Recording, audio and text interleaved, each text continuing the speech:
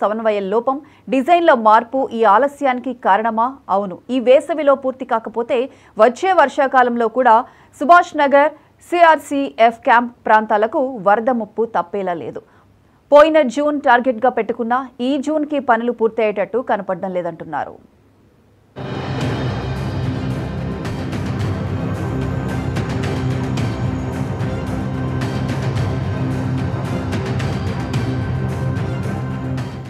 గోదావరి వరద నుంచి భద్రాచలంలోని ముంపు కాలనీల ప్రజలను కాపాడటానికి 2000 సంవత్సరంలో తీరం వెంబడి 7.5 కిలోమీటర్ల మేర 10 నుంచి 15 మీటర్ల ఎత్తుతో కరకట్ట నిర్మించారు.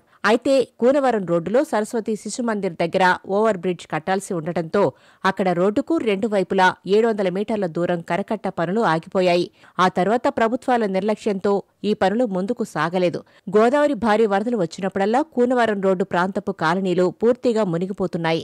ఎన్నో విన్నపాల తర్వాత అప్పటి బీఆర్ఎస్ ప్రభుత్వం ఎన్నికలకు ముందు ఈ 700 మీటర్ల కరకట్ట కోసం 38 కోట్లు విడుదల చేసింది. కాంగ్రెస్ ప్రభుత్వం అధికారం చేపట్టాక కూడా పనులు పర్యవేక్షణ సాగుతూ వచ్చింది. మంత్రులు తుమ్మల నాగేశ్వరరావు, పొంగులేటి శ్రీనివాసరెడ్డి పలుమార్లు పరిశీలించి త్వరగా పూర్తి చేయాలని ఆదేశించారు. కానీ విజయవాడ జగదల్పూర్ జాతీయ రహదారి మీద సరస్వతి శిశుమందిర్ దగ్గర ఓవర్ బ్రిడ్జ్ కట్టాల్సి ఉండటంతో నెల రోజులుగా పనులు పూర్తిగా నిలిచిపోయాయి.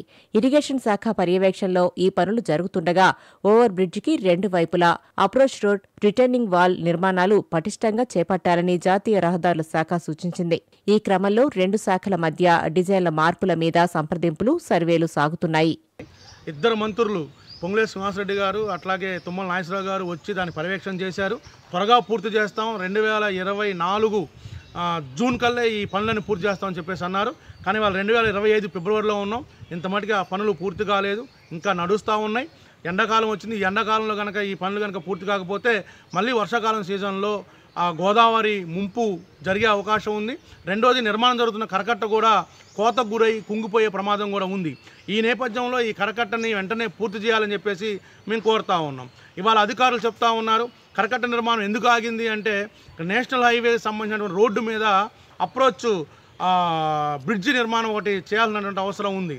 ఆ వంతెన ఒకటి నిర్మాణం చేయాల్సిన అవసరం ఉంది. అక్కడ కొన్ని ప్రాబ్లమ్స్ ఉన్నాయని చెప్పేసి చెప్తా ఉన్నారు. ఇటీవల జాతీయ రహదారుల శాఖ అధికారులు ప్రాథమికంగా అనుమతి ఇవ్వగా బ్రిడ్జి నిర్మాణం ప్రాంతంలో మట్టి సాంద్రత నిర్ధారణ కోసం శాంపిల్స్ ను హైదరాబాద్ ల్యాబ్కు పంపారు.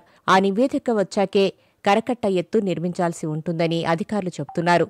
ఏమైనా వచ్చే వర్షాకాలం నాటికి కరకట్ట పూర్తయ్యే పరిస్థితి కనిపించడం లేదని ఈ ఆలస్యం చూస్తున్న స్థానికులు ఆందోళన చెందుతున్నారు. గత 3 నెలల నుంచి అక్కడ ఒక్క తట్ట మట్టి కూడా పోయిన పరిస్థితిలో ఉన్నాయి. ఆ బండ్లన్నీ అక్కడ ఆగిపోయి ఉన్నాయి. మరి ఎందుకని ఆలోచిస్తే వాళ్ళు అధికారులు కానివ్వండి, కాంట్రాక్టర్ కానివ్వండి ఏదో కుంటి సాకులు చెప్తున్నారు. మరి అసలు యాక్చువల్గా దానికి అప్రూవల్ రావాలన్నా, సాయిల్ టెస్టింగ్ అన్నా వర్క్ స్టార్ట్ చేసే ముందే అధికారులు అన్నీ తీసుకొని వర్క్ స్టార్ట్ చేస్తారు. మరి ఇప్పుడు అధికారులు వచ్చేసేసి హైవే వాళ్ళు పర్మిషన్ లేదు, సాయిల్ టెస్ట్ అవ్వలేదు అని చెప్పేసి వాళ్ళేదో చెప్తున్నారు. కాంట్రాక్టర్ని అడుగుతూనేమో మాకు డబ్బులు రావట్లేదు కాబట్టి వర్క్ చేయలేకపోతున్నా అంటున్నారు. దయచేసి ప్రభుత్వం, మనకున్న 3 మంత్రులు ఉన్నారు, అందరూ వచ్చిపోయారు. పొంగులేటి గారు వచ్చారు, తుమ్మల గారు వచ్చారు. లేదు ఈ సీజన్లో తప్పకుండా జూన్ కల్లా ఇది కంప్లీట్ చేస్తాం, భద్రాచలం ఆశలకి ఒక్క చుక్క కూడా నీళ్ళు రాకుండా చేస్తామని చెప్పడం జరిగింది. మేము సంతోషిస్తాం. కానీ ఇప్పుడున్న పరిస్థితుల్లో ఈ వర్క్ ఇలా ఆగిపోతే ఈ 2 నెలలు అయ్యే పరిస్థితులు కాబట్టి ఇప్పుడు తక్షణమే చర్యలు తీసుకుని ఆ వర్క్ స్టార్ట్ చేయాల్సిన అవసరం ఎంత ఉంది. లేదంటే ఇప్పటి వరకు జరిగిన కరకట్ట కూడా పోయే పరిస్థితి ఉంది. ఎందుకంటే దానికి రివిటింగ్ అవ్వలేదు కాబట్టి అటుపక్క ఇటుపక్క రివిటింగ్ అవ్వలేదు. కానీ తప్పకుండా ఉన్న కట్ట కూడా పోయే పరిస్థితి ఉంటుంది కాబట్టి ఇంకా ఎక్కువ డ్యామేజ్ జరిగే పరిస్థితి ఉంది. కాబట్టి దయచేసి ఆ దిశగా చర్యలు మంత్రులు కానివ్వండి, అధికారులు కానీ చర్యలు తీసుకోవాల్సిన అవసరం ఎంతైనా ఉంది. 2022లో వచ్చిన భారీ వరద తలుచుకుంటే భద్రాచలం వాసుల గుండెల్లో రైళ్లు పరిగెడుతున్నాయి. ఇప్పుడు పోలవరం పనులు కూడా వేగం పుంజుకోవడంతో ఈసారి వరద ప్రభావం పెనుముప్పు తెచ్చిపెడుతుందని అంచనా వేస్తున్నారు. 22 వరదలప్పుడు అక్కడ పోలవరం డయాఫ్రమ్ కొట్టకపోవటం, మనకి 22, 23, 24లో వాటర్ 60 అడుగుల కన్నా ఎక్కువ రాలేకపోయింది. ఫ్లోటింగ్ ఎక్కువ ఉంది, కిందికి వెళ్ళిపోవడం జరిగింది. కానీ ఇప్పుడు అట్లా కాదు. ఇప్పుడు ఆంధ్రప్రదేశ్లో వచ్చినటువంటి కొత్త ప్రభుత్వం అక్కడ ఇప్పుడు ఆల్రెడీ వర్క్ స్టార్ట్ చేసి 4 రోజులు అయింది. 3 నెలల్లో డయాఫ్రమ్ వాళ్ళు కంప్లీట్ చేస్తున్నట్టున్నారు. డయాఫ్రమ్ వాళ్ళు కంప్లీట్ అయితే మన భద్రాచలానికి మామూలుగా వచ్చే వాటర్ కన్నా ఒక 20 అడుగులు 15 నుంచి 20 అడుగులు ఎక్కువగా చూపిస్తుంది. ఎందుకంటే డయాఫ్రమ్ వాళ్ళు కట్టడం వల్ల కూనవరం దాకా వాటర్ ఎక్స్టెన్షన్ వచ్చి ఎప్పుడు అక్కడ ఉంటాయి వాటర్. కాబట్టి మనం ఎగువన వర్షాలు పడితే బొంబాయిలు కానీ ఎక్కడ పడితే ఒకేసారి వర్షాలు వస్తే మాత్రం మనం మళ్ళీ 22లో ఎట్లా 70-80 వచ్చిందో అలా వచ్చే పరిస్థితి ఉంటుంది. కాబట్టి దయచేసి ఇప్పుడు అధికారులు కానీ మంత్రులు కానీ చర్యలు తీసుకోవాల్సి ఉంది. భద్రాచలం లోతట్టు ప్రాంతాల కాలనీ వాసులు మళ్లీ గోదావరి వరద ముంపు భయంతో ఆందోళన చెందుతున్నారు. ఉమ్మడి జిల్లాకు చెందిన 3 మంత్రులు ఈ సమస్య మీద ప్రత్యేక దృష్టి పెట్టకపోతే ఈసారి ముంపు భయం అంతా ఇంతా ఉండదని కలవరపడుతున్నారు.